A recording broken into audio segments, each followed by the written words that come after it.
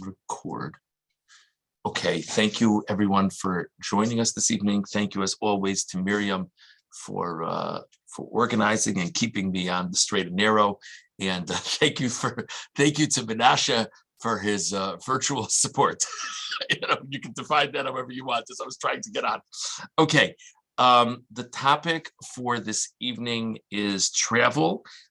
People submitted some very interesting questions, as we always do. We'll begin with the questions. Please, you feel free to submit questions on the chat, but I'm only going to begin to address the questions on the chat once I've gotten through the submitted questions. But it's not that many submitted questions, but all kinds of topics. Okay, in no particular order, the first question is as follows. What about electronic doors to entrances of hotels, apartment buildings, etc. on Shabbos? It's a really interesting question. There are various applications of this question. Let's start with the following scenario. Okay, let's just imagine our University Towers or Warwick building, and let's pretend that we're visiting someone else for Shabbos. So we don't have a key. Okay, so we're visiting some apartment building out of town. We walk up to the door and we're just standing there. Or maybe to say it differently, maybe the place that we're visiting doesn't have an Eruv. So we're not able to carry a key to the building with us. Maybe we have a key, but we're not able to carry. So we walk up to the door and we're just standing there. This is one of those exciting moments that we mysteriously do whatever we can to quickly enter after someone else who happens to be entering on Shabbos. One of the most interesting parts of being an Orthodox Jew, trying to scurry after someone else entering an electric door, but trying to do it in a nonchalant way. It's very, very impressive. We've all been there. That's great if that will work. But obviously, many times that doesn't work. So the scenario is there's a person sitting at the desk, happy to buzz you in. May you indicate to the person that you would like to be buzzed in. You certainly may not press the electric button to be buzzed in. That's prohibited on Shabbos. But let's say you kind of wave to the person, asking them to buzz you in. I don't want to get too far into detail on any one point. There are various reasons why it will be far from desirable to directly indicate to the person to please ask you to buzz you in. If you're really stuck and they on principle will not buzz you in unless you kind of motion to them in some way, or maybe they don't even know that you're there. So you kind of knock on the door or something like that. It's far better to not do that, but if that's the only way to get their attention or to get them to respond, it is acceptable to do that, okay? Let's say you don't even have to motion to them. Let's say they just press the button on their own because they see you. So it's an interesting question because it seems that I'm benefiting from what a non-Jew did explicitly for me on Shabbos. That's normally a problem. For reasons I don't want to belabor any one point too long, for reasons I don't want to get into right now, I would say it's okay for you to enter after they've pressed the button for you. So that's scenario number one. It's okay if you enter if they press the button. Better if you didn't actively ask them to let you in and they just kind of responded to your being there. But if the only way to get in is to motion to them, that would also be okay. Obviously, the worst thing to do is to explicitly say to them, please press the button. But theoretically, if I asked them if they could let me in, they could get up from their seat and walk over if they wanted to. I'm not asking them to do a prohibited activity on Shabbos. Okay, let's go on to the next application of the question, which I think is even more common.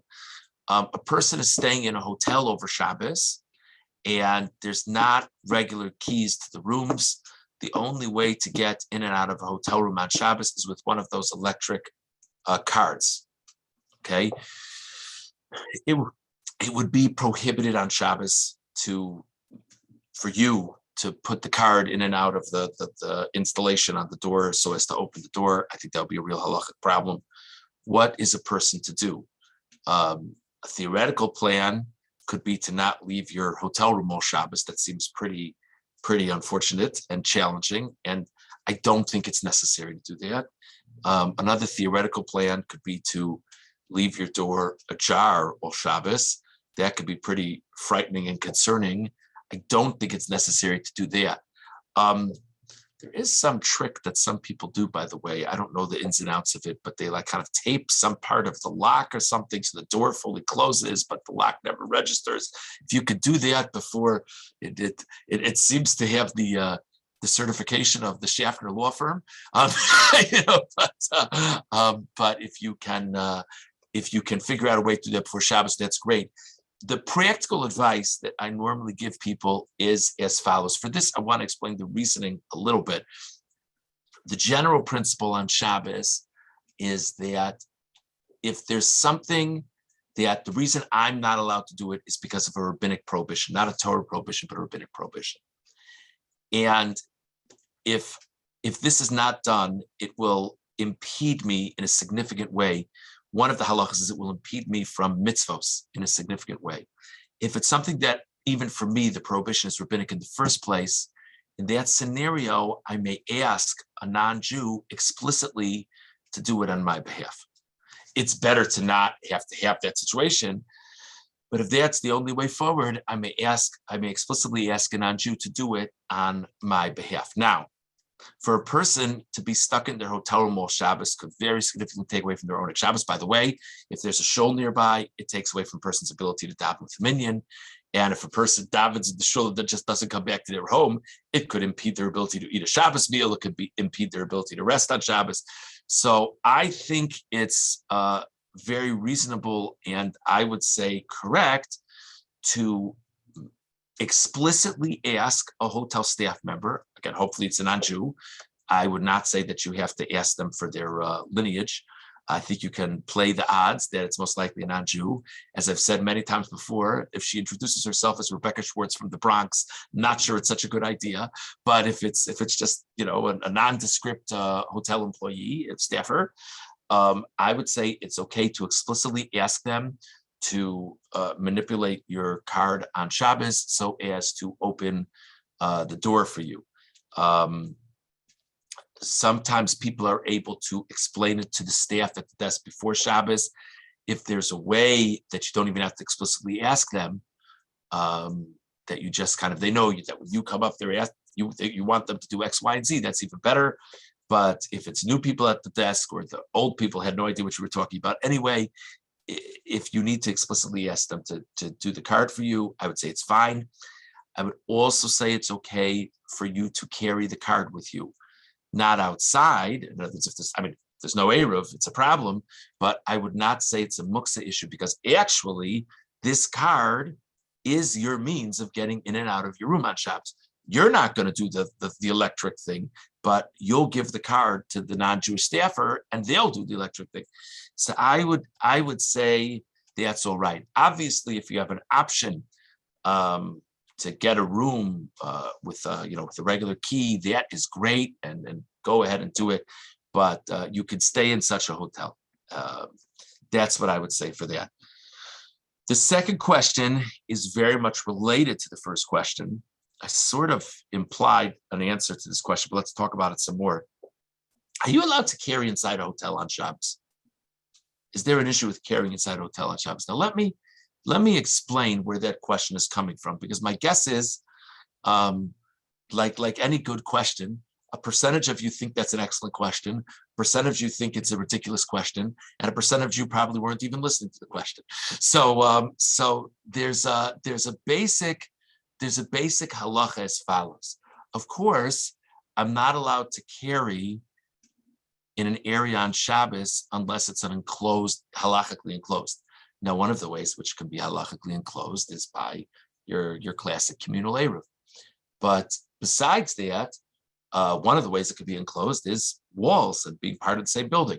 But that's not the only factor that's relevant for carrying on Shabbos. Not only does it have to be an enclosed area, but all of the areas between which I carry have to be under the same level of ownership.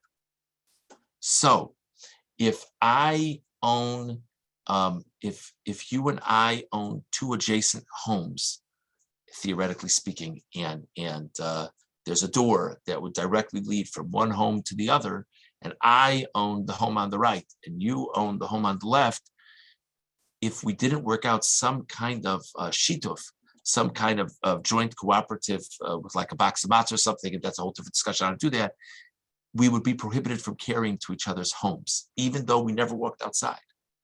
So how does that apply to a hotel room?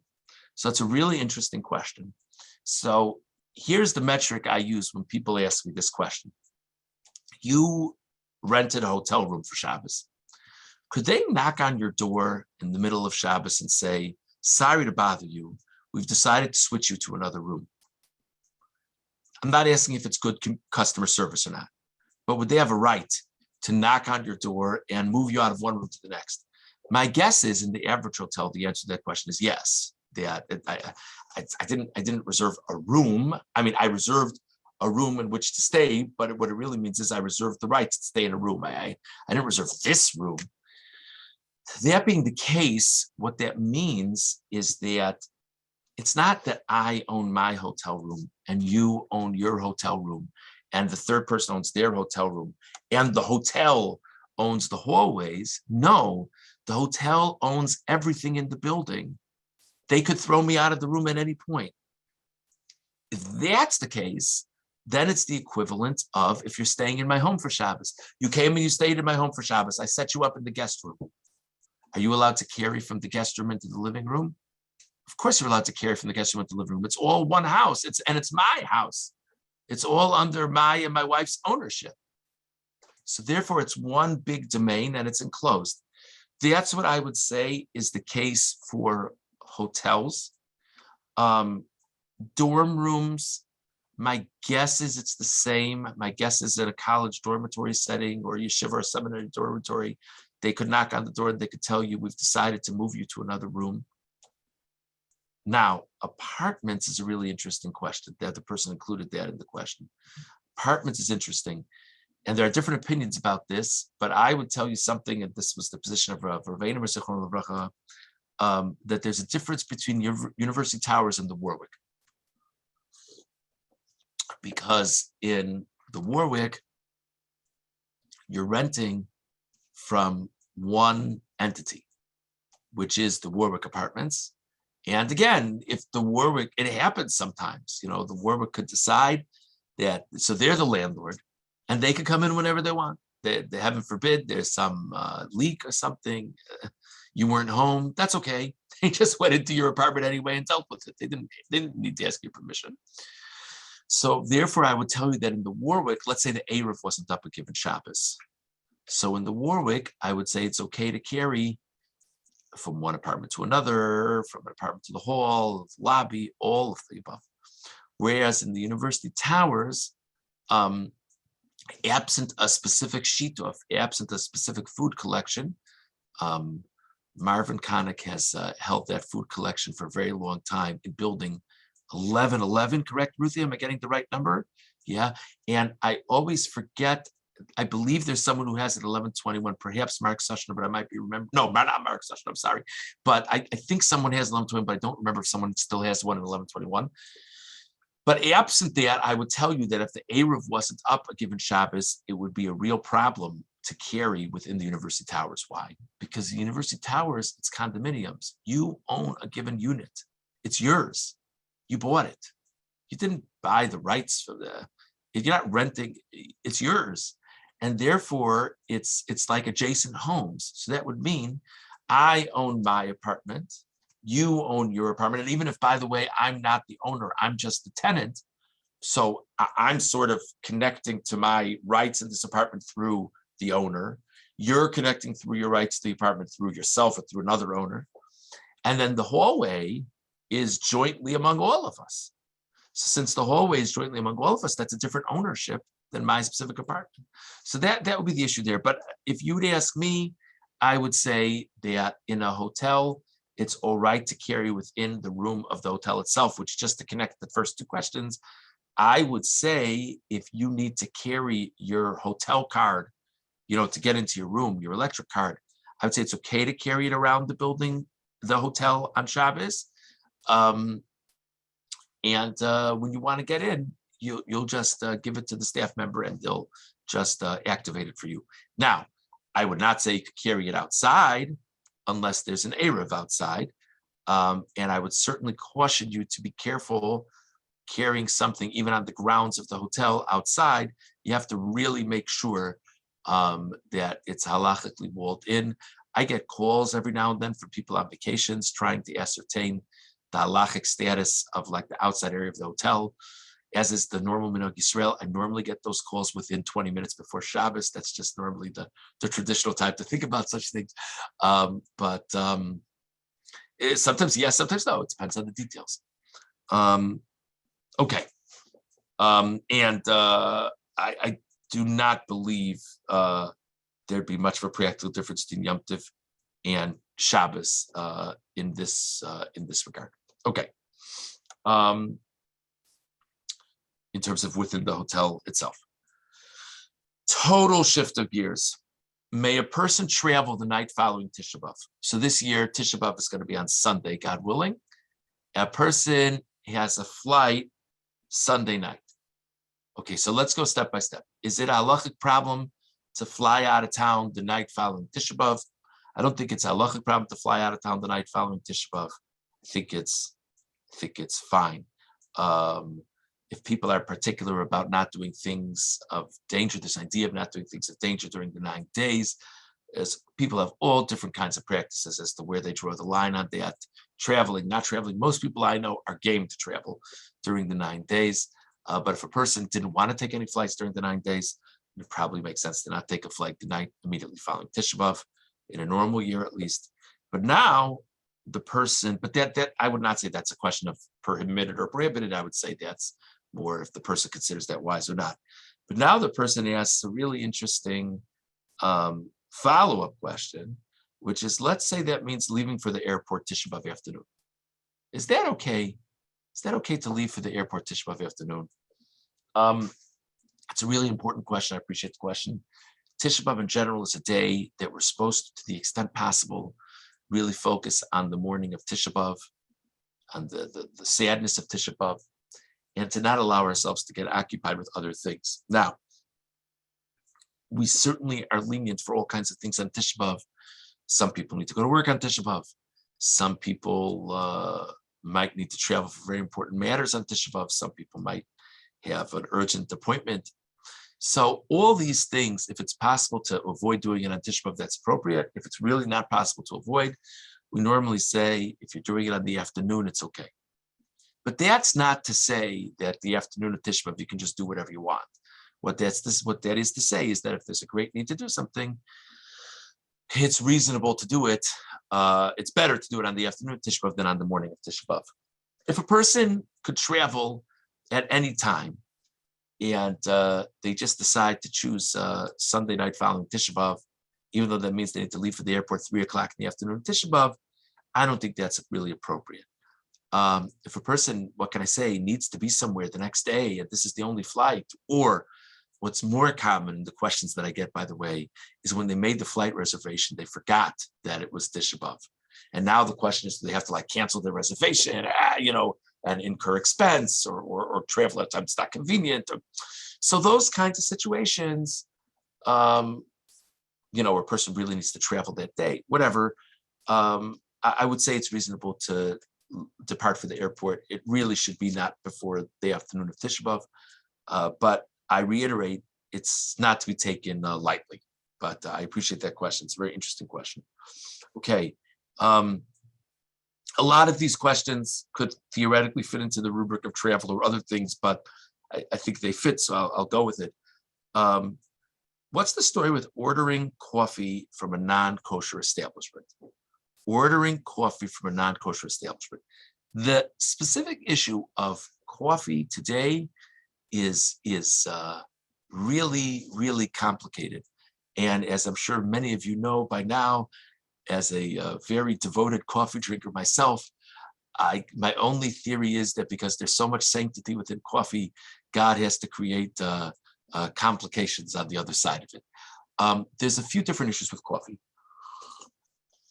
So one significant issue with coffee is that many times there are ingredients in coffee that are actual real kashrus concerns. It's important to realize that if a person goes into a Starbucks, it's not correct to assume that any beverage that one would get from Starbucks would be okay. That's not correct. You could go to various websites, the Star K, the CRC, definitely have things about Starbucks to the best of my knowledge. And just to make it exciting, I don't think they say the same things. But as I've said many times before, I think you're fine relying on either one of those very reputable organizations. That's issue number one. Issue number two, let's say I'm just taking black coffee, no fancy ingredients and things like that. There's a lot of discussion today about to what extent that is or isn't okay. Many people, many very, very pious people are pretty lenient if they're like at a rest stop in the middle of nowhere with a coffee shop to just get a black coffee. But there's some discussion about this issue having to do with, it's one thing when you're drinking from a disposable cup. You go to some rest stop. This is the first time the cup is being used. It's the only time the cup is being used. Presumably the receptacle in which they prepare the black coffee, again, it's just black coffee. Presumably it doesn't have absorption from non-kosher ingredients, at least not now. There's a lot of leniencies that seem to make sense. If it's a cup that like a real mug that's been used and reused and third time used, that becomes more complicated when you think about it. I mean, imagine that in any other setting. Imagine walking into your non-Jewish neighbor's house and asking them to prepare a hot beverage for you that's kosher ingredients in a cup that they could have had non-kosher chicken soup in that cup yesterday. You know what I mean? Like that seems to be more tenuous ground. Some are lenient about that. They argue it's probably what are the odds that something has been had in that cup that's problematic in a recent time. Maybe you can make an argument for that. But I suppose you're following me that the further out we're going, the more tenuous the footing is as we go. Then take it to the next step. Let's say it's not just a coffee place. Let's say it's a full-fledged restaurant. It's a full-fledged restaurant. By the way, washing all this kind of stuff with each other. So the cup for the coffee is going in the dishwasher with the plate from the Fleischig's non-kosher meal. It's like, what? So I think the questioner who posed it was sort of assuming that if you're really talking about a non-kosher establishment, it's probably not a good idea to have a coffee, albeit a black coffee, in like a real cup, not just a disposable cup from a non-kosher establishment.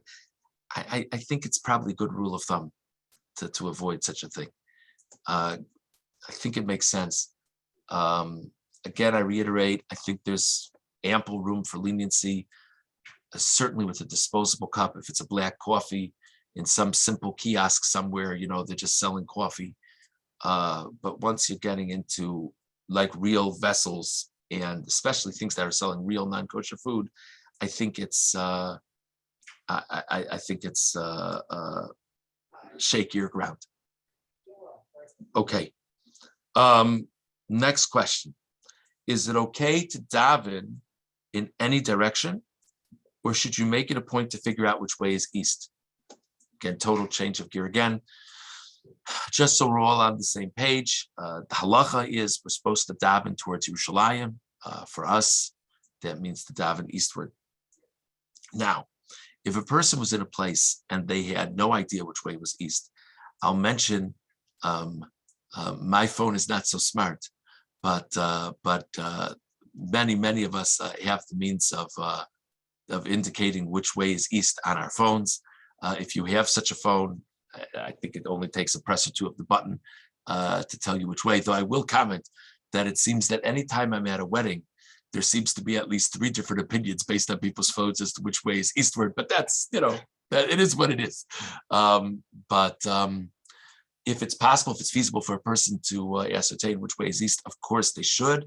If a person is not in position to ascertain which way is east, the Mishnah says if it's not possible to daven, and in our case it would be that one doesn't have the means of figuring out which way is east, it's worth it to daven near a wall. It makes sense to daven near a wall. And we say, in a person's mind, they should think of davening towards Yerushalayim, davening to Hashem, and that's all. So a person is in between flights in the airport. They don't have a means of knowing which way is east. They should not be spending 20 minutes trying to figure out which way is east. They should just daven. Yeah. Okay. Totally different question. Person goes on a trip and falls asleep for longer than 30 minutes. I just want to tell you something. You don't have to go on a trip to fall asleep for longer than 30 minutes. Come to Shomrei Emunah Shavuos night. I'm speaking, you could fall asleep for 50 minutes and you don't have to schlep. You have a nice, whatever. Okay. So a person falls asleep for longer than 30 minutes. So are they supposed to wash their hands when they wake up from their nap? It's an interesting question. There are different ideas as to why one washes hands in the morning. One of the ideas as to why one washes hands in the morning is it's a sign of sort of preparing oneself for another day of service to Hashem. That concept wouldn't really seem to apply to a person who dozes off in the car. But if a person really, really sleeps for at least 30 minutes, there's another idea which is way beyond my range of understanding, which is called ruach ra. Ruach ra means sort of like a bad spirit. I can't say I really understand. It's really a Kabbalistic idea. That it's sort of like a bad spirit on one's fingers until one washes one's hands. We normally are discouraged in halacha from making brachos and touching apertures within our body until we've washed our hands appropriately. So what does that mean? So okay, you told me I take an hour nap Shabbos afternoon. I should wash my hands. I don't make a bracha until Sedayim, but I wash my hands, like with the cup, like 3 times at each hand, like we would do in the morning. But what if I just dozed off on the road? So first of all, I'll just mention a lot of times when we doze off on the road or in the plane, we're sort of floating in and out of consciousness. I don't know about any of you, but I think many times it's unlikely that a person really, really fell asleep for more than a half hour in a shot. But let's say someone did. So the first question is, what if a person doesn't have a cup? Imagine the scenario: a person is on an airplane. They don't have a cup. They really slept. It was an international flight. They slept through the night. So for that, many are lenient, particularly for something like this where I'm not even making a bracha on it. The idea of the cup is koach gavra, that I did something to bring the water down upon myself. So what many people do, especially if you're not making a bracha on it, is they turn the faucet on and off, like tutun, with one time, tutun on the other hand, tutun on, off, 6 times on, off. That's sort of like the equivalent of pouring water with a cup. Let's say you don't have access to it. Let's say you don't have access to water. Let's say you're on an airplane and it's at a time where they don't want people getting up, standing up, So there's a accepted idea. Don't ask me to explain it. I can't really explain the rationale. But again, this is sort of all a Kabbalistic concept. It's the idea that if you want to cleanse your hands and you're in a place that doesn't have water, you can. I'm doing it at my desk, but you can't see, so it doesn't help a lot. But you can rub your hands, top and bottom, on the surface of like a surface in front of you, like a table or something, 3 times, top and bottom. So that would seem to be the appropriate thing to do if one slept for a solid half hour on a trip. Okay, the final submitted question. It has to do with if a person is in a place where they're not comfortable wearing a yarmulke for whatever reason it may be. So the questioner is assuming, as is correct, that when one makes a bracha, one really has to have their head covered. A man really has to have his head covered when making a bracha. The questioner wants to know, is that true for the entire time one is partaking of food or drink, or is that only true when they're actually making the bracha?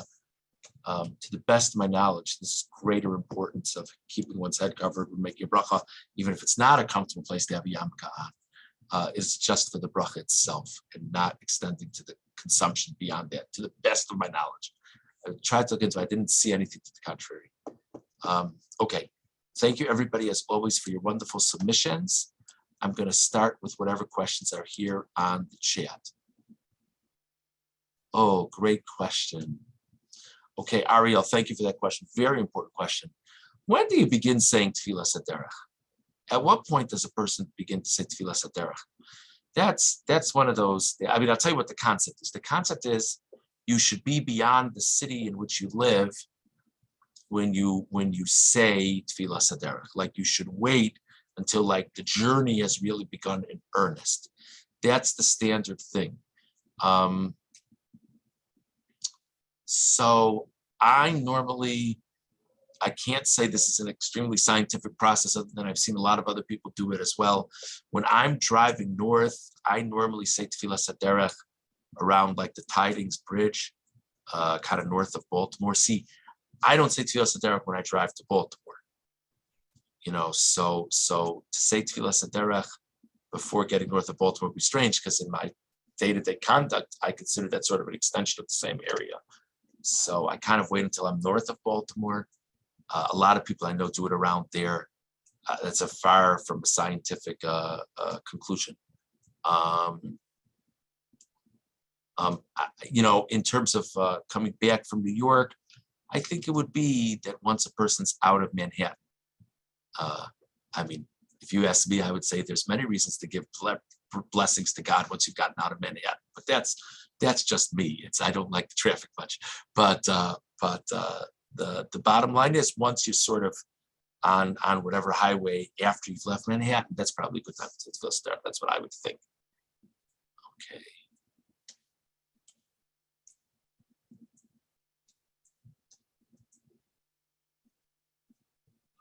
Okay.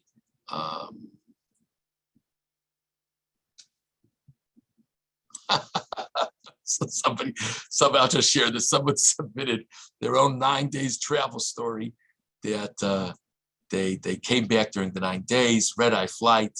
Not long into the flight, they were served a sealed kosher deli sandwich because it's the 9 days. Okay. I think it's reasonable to ask for black coffee on an airplane. I think they're probably giving you a disposable cup. Am I correct about that? I think so. I would imagine so. I think it's okay. Are there those who are really strict? Yeah. But if it's just black coffee, I think you have what to rely on. Thank you for that really important question.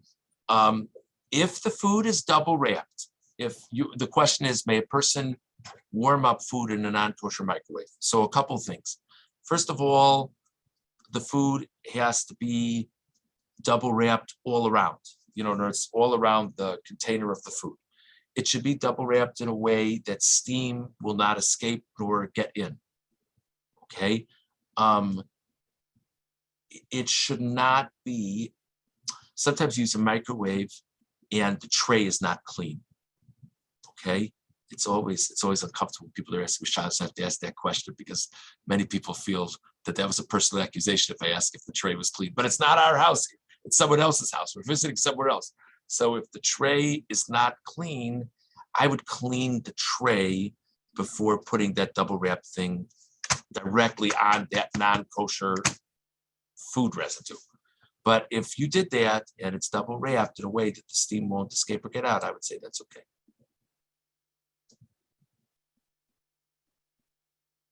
Yeah, I would definitely say it's okay to get soda from a fast food place on the road if no bottles are available. I want to just run through the scenario, okay? Let me give two cases here for a second, okay?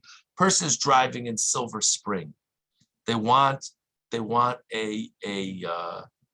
some Coke.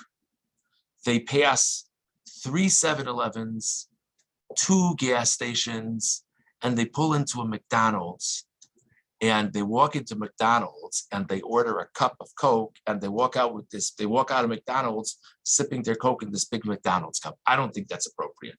I think that gives people the impression there's a concept in Halachos of Travel that people do things that makes other people think they're not being observant, maybe makes other people think there are certain things that are halachically okay. I don't think that's okay. Because I think why in the world would you be getting soda from McDonald's if you weren't also getting lunch from McDonald's? That's if you're in the middle of the neighborhood. If you're driving on the highway or in some place, and when you go to a rest stop, the only food service of any sort is a McDonald's or whatever the different places are. And you go and you get a cup of soda from the rest stop that happens to have McDonald's across the top. If it's a disposable cup of soda, I think it's fine. I don't think that's marasai, because I don't, you know what I mean? I think everyone understands. What would you think if you saw someone at a rest stop with the McDonald's thing walking out of it with the cup of soda? You would say, I guess they wanted soda. You know what I mean? That's what I would say. I would say I think it's a good topic for a drasha. Maybe there's a bad story there or something. Okay. Okay, I just want to read this question. It seems like an involved question. Oh. Wow, what an interesting question.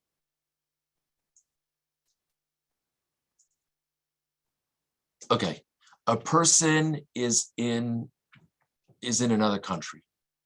Okay, the law in the country is a person must carry identification with them at all times.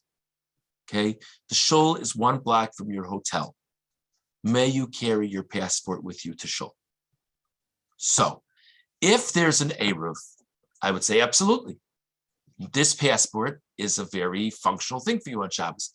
The idea of muksa is when something doesn't have a purpose on Shabbos. This very much has a purpose on Shabbos. How you can walk around from place to place. If there's not an Eruv, I don't know how to justify you carrying on Shabbos when there's no Eruv, even if that means you have to be home from shul. That's a great question. Thank you for sharing it. Okay, let's just see the next point.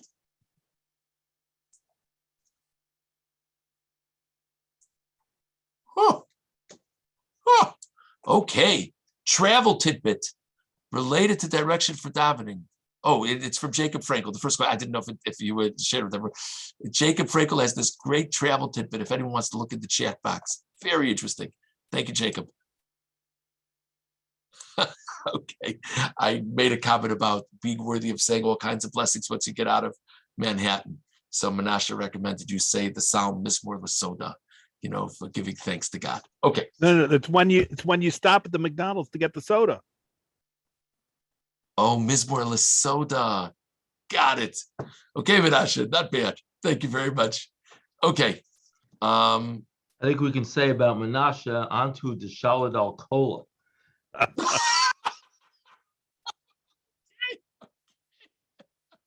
Okay, very well. Okay. Very well. Any other comments, questions, puns? Sue. Okay, going back to Tisha B'Av travel, because this year Tisha B'Av is really on Shabbos, is there any leniency on Sunday about traveling?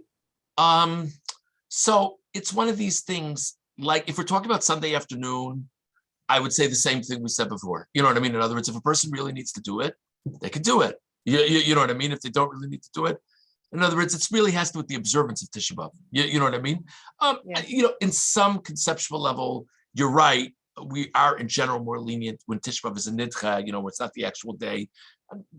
Whatever the red line is of what's appropriate, what's not appropriate, it probably shifts a drop. But it's hard for me to think of a scenario that I would say like, well, if you asked me this year, I'd give a different answer. The one thing I would definitely give a different answer about is if people don't like traveling by plane during the 9 days, I said, well, then you should be, cautious the night following Tisha B'Av as well. I wouldn't say that this year, you know what I mean? Because it's the Sunday is the day after Tisha B'Av, you know what I mean? Which means that once Tisha B'Av is over, we're really out of the woods, so yeah, thank you. Bruce and Nancy and Bruce. Yeah, you were talking about carrying in a condominium hallway. I would think that the condo fees that you pay give every condo owner an equal access to the common properties. Yes, so I don't think I said it well. Let me try to say it a little bit sharper. Every Rishus Hayachid, every private domain on Shabbos, halachically speaking, needs to have an associated owner. That could be a lot of things. That could be all of us. That could be just me. That could be just you. So when it's my condominium, it's me and me alone. When it's your condominium, it's you and you alone. The hallway or the lobby is all the residents of the building or all the residents of the floor. So that's a different profile of ownership than the specific condominium. I'm not saying you don't have a share in it, you do, but the issue is that there's all these other people who have a share in it, which is not the case for your condominium, for the actual rooms of your condominium itself. But how is that different than an Eruv? If you had an Eruv, people, you have your own house and everybody has. Actually, Bruce, the concept of an Eruv is what we're saying is everything within the enclosure of the Eruv is all considered joint ownership. That in some sense, we're saying that my house is open to you and your house is open to me, et cetera, et cetera.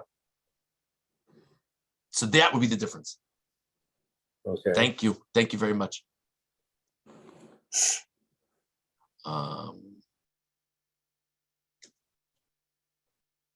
The person who made the private offer, I'm certainly interested. We'll just have to catch up sometime. Thank you very much. Okay, anything else? Very well. Again, my apologies for coming on late. I'm certainly open to other suggestions for topics.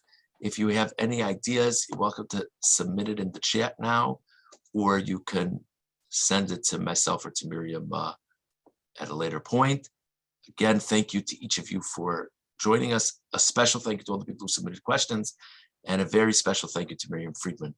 I want to wish everyone a wonderful Yom Tov, and take good care. Bye, thank you. Thank you.